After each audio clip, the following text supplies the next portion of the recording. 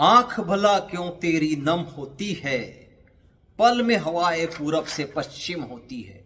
नमस्कार, मैं हर्षद घाटोड़े आज लेकर आया हूं एक ऐसे हस्ती की सच्ची दास्ता जो 12वीं फेल ही नहीं हुए तो 7 बार यूपीएससी सहित यूपीपीएससी की परीक्षाओं में भी फेल हुए। फिर भी इन्होंने हार नहीं मानी और अंत में अपनी भीष्म प्रतिज्ञा पूरी कर मंजिल हासिल कर ही ली। तो आइए सुनते हैं फेलियर से ऑफिसर बनने की इनकी रोचक दास्तां। उत्तर प्रदेश के सूरजगढ़ में इनका जन्म एक मध्यम वर्गीय परिवार में हुआ था। इनके पिता सब इंस्पेक्टर थे। इनकी रुचि आरंभ से ही पढ़ाई में नहीं थी। पढ़ाई छोड़ बाकी सारे काम ये बखूबी कर लेते थे। किसी प्रकार 10वीं 3rd डिवीजन में पास हुए तो घर वालों ने कहा कि चलो कम से कम पास तो हुए, लेकिन 12वीं में फिर फेल हो गए। तो इन्होंने जो कसर रही सही थी वह भी पूरी कर ली। फेल होकर बड़े बड़े सपने देखना लेकिन करना कुछ भी नहीं, बस यही इनका काम था। उन दिनों एक गाना खूब धूम मचा रहा था। पापा कहते हैं बड़ा नाम करेगा, बेटा हमारा ऐसा काम करेगा। यह गाना इन्हें खूब पसंद था। 12वीं फेल होने के पश्चात पिता ने इनका फिर से 12वीं में पुनर्प्रवेश करना चाहा, लेकिन किसी भी स्कूल ने इन्हें प्रवेश नहीं दिया।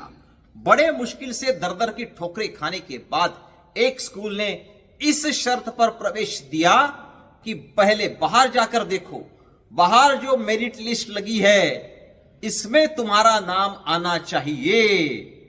इसमें नाम आएगा, इस शर्त पर उनको प्रवेश दिया गया। बड़े मुश्किल से इन्होंने अपना 12वीं 2nd डिवीजन में पास किया। इसके पश्चात इन्होंने पिता से कहा कि भाई अब आगे की पढ़ाई मैं नहीं कर सकता, मुझे कोई काम धंधा डाल दो। पिता ने कहा कि भाई कम से कम अपना ग्रेजुएशन तो पूरा कर लो, फिर काम धंधा कर लेंगे। इन्होंने इच्छा न होते हुए भी आगे की पढ़ाई हेतु प्रवेश लिया और किसी प्रकार से अपना ग्रेजुएशन ही नहीं तो पोस्ट ग्रेजुएशन अर्थात एमकॉम की पढ़ाई भी पूर्ण की। वैसे भी आगे जीवन में क्या करना है ऐसा कोई भी टारगेट इनका नहीं था। कॉलेज के दिनों में जरूर ये सोचते थे कि सिविल सर्वेंट बनना है, पर अधिकतर समय यही सोचने में जाता था कि अगले दिन कौन सी शर्ट पहनी है, किस दोस्त के साथ जाना है। इससे अधिकतर दोस्तों ने एमबीए में प्रवेश ले लिया था, तो इन्होंने भी एमबीए करने का मन बनाया और प्रवेश ले लिया। उन दिनों एमबीए करने का एक ट्रेंड सा चल रहा था, लेकिन वह भी 2009 के ग्लोबल रिसेशन की वजह से एकदम से नीचे गिर गया। एमबीए करना तो छोड़ दो, जिन्होंने किया था उनकी भी नौकरियां जा रही थी। ऐसे समय में इनका एमबीए पूर्ण हुआ। उसके पश्चात इन्होंने सब इंस्पेक्टर की परीक्षा का फॉर्म भर दिया और परीक्षा दी। रिटर्न टेस्ट तो पास हो गए, लेकिन फिजिकल में फेल हो गए। ऐसे ही एक दिन इनका पिता के संग एक रिटायर्ड कर्नल के यहां जाना हुआ। उन्होंने इनसे पूछा कि क्या कर रहे हो। इन्होंने कहा कि वे सिविल सर्विसेज एग्जाम की देने के बारे में सोच रहे हैं। इस पर कर्नल साहब ने इनका एकेडमिक रिकॉर्ड देखकर मुस्कुराते हुए इनसे कहा कि क्या आपको लगता है कि यह लड़का सिविल सर्विस में जा पाएगा। इनके पिता से यह बात उन्होंने कही कर्नल साहब ने। इस पर इनके पिता बिना कुछ बोले सिर्फ मुस्कुराते हुए चुपचाप सुनते रहे। और फिर कर्नल साहब ने इनसे पूछा कि अभी तुम्हारी उम्र क्या है। इन्होंने कहा कि 27 वर्ष। फिर कर्नल साहब ने सीना तान कर कहा कि इस उम्र में तो हम आर्मी में थे। आर्मी में लोग 27 साल की उम्र में कहां से कहां चले जाते हैं। आपकी मर्जी है, जाओ तैयारी करो और जब कुछ नहीं हो पाएगा तो मेरे पास आना, मैं तुम्हारे लिए कहीं जॉब का व्यवस्था बंदोबस्त करवा दूंगा। तब पहली बार इन्हें एहसास हुआ कि इनकी वजह से पिता को अपमानित होना पड़ रहा है। बहुत बुरा लगा था इन्हें उस वक्त। इन्होंने किसी से भी मिलना जुलना और आना जाना छोड़ दिया और आगे आकर भावना में आकर इन्होंने आगे जाकर यूपीएससी की परीक्षा दे दी बिना किसी तैयारी के। प्री भी पास नहीं हो सके क्योंकि कोई तैयारी नहीं थी, इमोशन भावना में आकर परीक्षा दे दी। दूसरी बार फिर परीक्षा दी, फिर फेल हो गए। इन्हें लगा कि यूं जोश में आकर ऐसे निर्णय नहीं लिए जाते। फिर इन्होंने 2015 में यूपी पीएससी की एग्जाम दी लेकिन फेल हो गए। पिता के पास गए, पिता चुप थे, कुछ बोले नहीं, लेकिन पिता की खामोशी में कई सवाल छिपे हुए थे। कुछ बोला नहीं था इस डर से कि कहीं वो दबाव में न आ जाए। इन्होंने अपना निर्णय नहीं बदला और अपनी तैयारियां करते रहे। जो इन्हें जानते थे वे अब इनका मजाक उड़ाने लगे क्योंकि पिछले 5-6 वर्षों से यह परीक्षा की तैयारियां कर रहे थे। इनकी इच्छा थी कि अपना नाम खुद बनाए, पिता के नाम से इन्हें नहीं पहचाना जाना चाहिए। जब भी लोग यह कहते कि इनका बेटा ऑफिसर है, 2016 में फिर यूपीपीएससी की परीक्षा दी, प्री पास हो गए, लेकिन मेंस के समय इनके पेट में जबरदस्त दर्द हुआ। जांच करने पर पता चला कि यह किडनी स्टोन की वजह से ऐसा था, इसलिए परीक्षा नहीं दे सके और फिर फेल हो गए। भले ये दुनिया की नजर में एक फेलियर थे, लेकिन इनका मानना था कि इनके पिता ने इनके लिए एक डार्क हॉर्स मानकर जो दाव इन पर लगाया था उसको ये साबित कर ही रहेंगे। 2017 में फिर यूपीपीएससी की परीक्षा दी, प्री पास हो गए तो मेंस परीक्षा में फेल हो गए। 2018 में फिर यूपीपीएससी की परीक्षा दी, इस बार पैटर्न बदल गया तो यूपीएससी के लेवल का हो गया था। चूंकि इन्होंने यूपीएससी की परीक्षा दी थी इसलिए वह पढ़ाई अब इनके काम आई। इस बार इन्होंने सोच लिया था कि अगर वे पास नहीं होंगे तो इसके बाद फिर कभी भी परीक्षा नहीं देंगे। उन्हीं दिनों इनकी एक दोस्त से मुलाकात हुई।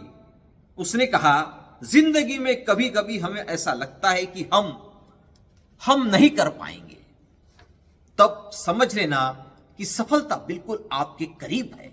फिर क्या था, एक जुनून सा सवार हो गया इन पर। पिछले 2 सालों से किसी से सगे संबंधियों से मिले नहीं थे, किसी फंक्शन में गए नहीं थे। 2018 की यूपीपीएससी की परीक्षा में इन्हें यूपीएससी की पढ़ाई का लाभ मिला और इन्होंने प्री के साथ साथ मेंस भी पास कर दिया। इंटरव्यू में गए तो काफी नर्वस थे। 4-5 प्रश्नों के उत्तर तो सिर्फ सॉरी कहकर दे दिए, लेकिन इस बार ये कुछ खोना नहीं चाहते थे। सबसे बड़ा प्रश्न था कि आप कब से प्रीलिम्स परीक्षाएं या परीक्षाओं की तैयारियां कर रहे हैं, प्रिपरेशन कर रहे हैं, ऐसा प्रश्न इनसे किया। इतने सालों से कहां थे? इन्होंने उत्तर दिया कि सर मैं प्रिपरेशन कर रहा था। इंटरव्यू अच्छा हुआ, कुल मिलाकर रिजल्ट आने में 10 दिन बाकी थे। करीबी बातें करते कि परीक्षा के नाम से बच्चे दिल्ली में ऐश करते हैं, जिनका होना है हो जाता है, यूं पढ़ते बैठते नहीं है आदि आदि। इन सब बातों को चुपचाप सुना करते। आखिर वह दिन भी आया जब रिजल्ट आने वाला था। रात भर ये सोए नहीं थे। दूसरे दिन जब रिजल्ट देखा, यकीन ही नहीं हुआ कि ये पास हो गए हैं। सारी रात उस रिजल्ट को देखते रहे। फिर इन्हें वही गाना याद आया, पापा कहते हैं बड़ा नाम करेगा, बेटा हमारा ऐसा काम करेगा। पहली बार अपने पिता को खुशी दे पाए थे। जिस स्कूल ने इन्हें 12वीं में एडमिशन देने से इनकार कर दिया था, मना कर दिया था, आज वही स्कूल इन्हें अपने यहां बुला रहे थे। आज इन्हें उस कर्नल अंकल की याद आ रही थी जिन्होंने इनसे कहा था कि तुम अगर कुछ नहीं होगा तो मेरे पास आ जाना। इनकी काबिलियत पर ही प्रश्न चिन्ह लगा दिया था।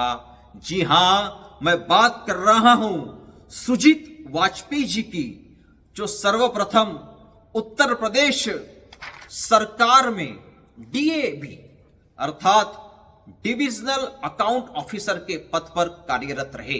इनकी पहली पोस्टिंग डिविजनल अकाउंट ऑफिसर के रूप पर कार्यरत थी, पद पर हुई थी, जिन्होंने कभी भीष्म प्रतिज्ञा भी की थी कि जब तक वो परीक्षा पास नहीं करेंगे तब तक अपने कोचिंग इंस्टीट्यूट में नहीं जाएंगे।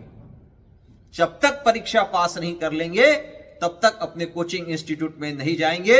सुजीत कहते हैं कि आपको विरासत में नाम, पैसा, प्रॉपर्टी मिल सकती है, लेकिन सफलता यह कभी विरासत में नहीं मिलती। इसके लिए बहुत मेहनत करनी पड़ती है। अपना नाम बनाना पड़ता है। मैं चाहता था कि मैं अपने नाम से पहचाना जाऊं, सब इंस्पेक्टर पिता के नाम से नहीं। सुजीत जी के लिए मैं बस इतना ही कहना चाहूंगा कि असफलता एक चुनौती है, उसे स्वीकार करो। क्या कमी रह गई ये देखो और सुधार करो। जब तक ना सफल हो नींद चैन की त्यागो तुम, संघर्षों का मैदान छोड़ मत भागो तुम। कुछ किए बिना ही जय जयकार नहीं होती, कोशिश करने वालों की हार नहीं होती, कोशिश करने वालों की हार नहीं होती। तो यह थी सुजीत वाजपेयी की कहानी, हर्षद की जुबानी। फिर मिलेंगे ऐसे ही किसी हस्ती के हौसले और इरादों की सच्ची दास्तां के साथ। आपसे निवेदन है कि वीडियो को लाइक कर शेयर करें और हां, चैनल को सब्सक्राइब करना ना भूले। जय हिंद, धन्यवाद।